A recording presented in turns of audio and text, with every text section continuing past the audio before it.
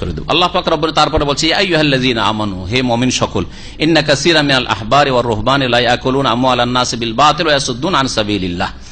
নিঃসন্দেহে অনেক পণ্ডিতরা এবং অনেক পুরোহিতরা তারা মানুষের ধন সম্পদকে বাতিল পন্থায় অবৈধভাবে ভক্ষণ করে।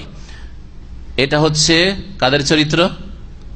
অনেক পণ্ডিতদের আর অনেক পুরোহিতদের, সকলের কথা আল্লাহ বলেন কাসীরাম মিনাল আহবার। তাহলে অধিকাংশ যারা ধর্মগুরু পণ্ডিত ইহুদি খ্রিস্টানদের এবং মুসলিম উম্মত সম্পর্কে নবী করিম সাল্লাল্লাহু আলাইহি ওয়াসাল্লাম ভবিষ্যৎবাণী করে লা তাত্তাবিউনা সানানা মান কানা ক্বাবলাকুম বা সুনানা মান কানা ক্বাবলাকুম, দুটোই পড়া যেতে পারে।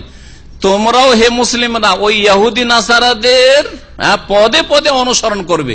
শুধু মুসলিম সমাজেরও বিদাতি মোল্লা মাদ্রাসা পড়াগুলো শিরকের ধর্ম যারা প্রচার করে থাকে ওই রকম মোল্লা, আর যারা বিদাতি তরিকাতে আমল করে থাকে আবেদ, এরা কি করে? অনেকের ধন সম্পদ অবৈধ পন্থায় ভক্ষণ করবে। করছে না? করছে না? ইহুদি খ্রিস্টানরা, খ্রিস্টানদের মধ্যে কিছু উল্লেখ করেছে মুফাসসিররা, উল্লেখ করি এরা কিভাবে মানুষকে শোষণ করত, টাকা পয়সা টানতো। এরা এখন পর্যন্ত যে খ্রিস্টান ধর্মের যারা ধর্মগুরু তারা চেক লিখে দেয় মাগফিরাতের, যেটাকে বলা হয় সুকুকুল গুফরান, অর্থাৎ যে কোনো চার্চের যে পণ্ডিত পাদ্রী রয়েছে তার এই ক্ষমতা আছে, আল্লাহ প্রদত্ত ক্ষমতা, যে তোমাকে মাফ করার একটা চেক লিখে দিলাম, যখন তুমি মরবে এই চেকটা সাথে নিয়ে যাবে, আল্লাহকে দেখাবে যে আমাকে মাপের ঘোষণা আমার পাদ্রী সাহেব করে দিয়েছে। জি, আর এই দিয়ে টাকা ইনকাম করে তারা। জি, এটা তাদের একটা ধর্মের একটা পার্ট। ইহুদিরা ঘুষখোর জাত, ঘুষ খেত, ঘুষ খেয়ে ফতুয়া বদলে দেওয়া। কারোর জন্য একটা হালাল করা প্রয়োজন, এটা হালাল করতে হবে, আমার বিবিটা হালাল করতেই হবে। হ্যাঁ, চলো অসুবিধা নেই, হালাল করে দিলাম, এই জিনিসটা আমার হালাল করতে হবে, হালাল। তো এই ঘুষ খাওয়া তাদের কাজ ছিল। ঘুষ খেয়ে বকশিস খেয়ে ফতোয়া দেওয়া আমাদের মুসলিম সমাজও আছে, আছে না? নেই? আছে। যদি ভালো কিছু খাওয়াইতে পারেন তো আপনি নিজের মন মতায় ফতোয়া নিয়ে নেন। যদি একটা ধমক দিতে পারেন তাহলে হ্যাঁ সই কথা, সই আকীদা নিয়ে গেছেন আপনি হয়তো, আর একটা আলেমকে কোন রকম করে একটু বুঝিয়ে নিয়েছেন, আর সে হয়তো আপনার সাপোর্ট করতে যাচ্ছে, কিন্তু গ্রামের কিছু বিদ্যার্থীরা আছে ধমক দিচ্ছে, আপনি কি এর সাপোর্ট করছেন?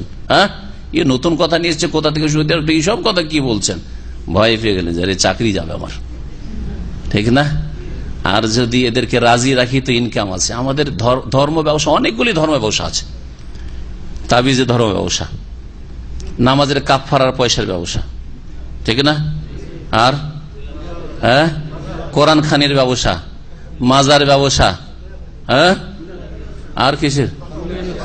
হ্যাঁ, খতমের ব্যবসা, মিলাদের ব্যবসা। এই ব্যবসাগুলি উঠিয়ে দেওয়া হয়তো কটা পয়সা বেতন, এই বেতনে চলে হুজুরদের? এই বেতনে চলবে না। এই জন্য সব এইসব ধর্ম ব্যবসা হারাম ব্যবসা। লা ইয়াকুলুনা আমওয়ালান নাস বিল বাতিল, বাতিল পন্থায় মানুষের পয়সাগুলি খায়।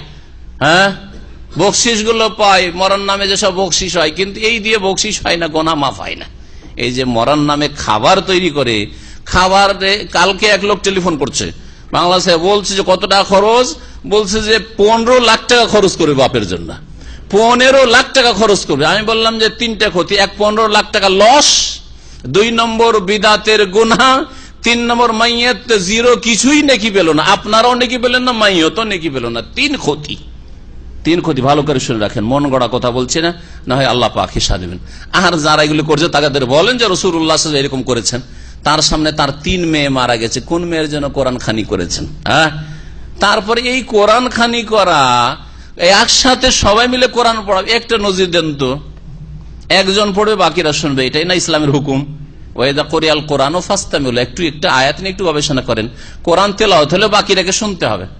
আর সবাই হইচই করে, আপনি 5 পারা খতম, আমি 5 পারা, ও 5 পারা, সেই 5 পারা করে 6 জন মোল্লা মিলে 5 6 30 খতম, সবাই পড়ছে। হ্যাঁ, এই তরিকাই তো যায় না, যদি ধীর স্থির পড়ে তবু তো এই তরিকা ইসলামী তরিকা না, গায়ের ইসলামী তরিকা।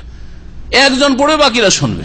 তো এইরকম বাতিল পন্থায় ভক্ষণ করা হচ্ছে পণ্ডিতদের কাজ আর দরবেশদের কাজ। আল্লাহ পাক বলছেন অনেক পণ্ডিতরা আর পুরোহিতরা এই কাজই করে।